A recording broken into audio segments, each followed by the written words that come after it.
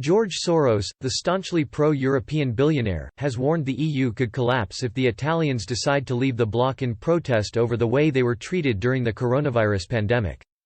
Do you think Italexit will lead to the end of the EU? Vote in our express poll below.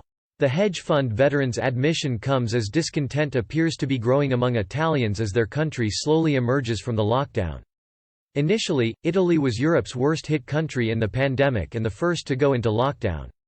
Brussels refused to grant Rome's requests for medical supplies or economic aid unless the Italian government surrendered functions to the bloc. The complete lack of solidarity among member states in one of its most testing hours has left a sour taste in the mouths of many Italian voters.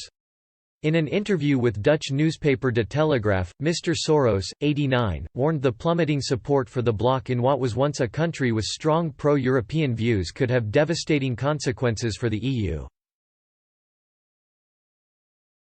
He said, "I am particularly concerned about Italy. What would be left of Europe without Italy? Italy used to be the most pro-European country. Italians trusted Europe more than their own governments, and with good reason. But they were badly treated during the refugee crisis of 2015. The chairman of Soros Fund Management LLC said dissatisfaction with the EU had been simmering beneath the surface for the past 5 years due to the migrant crisis. Italy was left to shoulder the vast majority of the burden of illegal immigration while the rest of the bloc looked on." He added, the EU enforced the so-called Dublin regulations that put all the burden on the countries where refugees first landed and did not offer any financial burden sharing. That is when Italians decide to vote for Matteo Salvini's Lega and the Five-Star Movement in a landslide.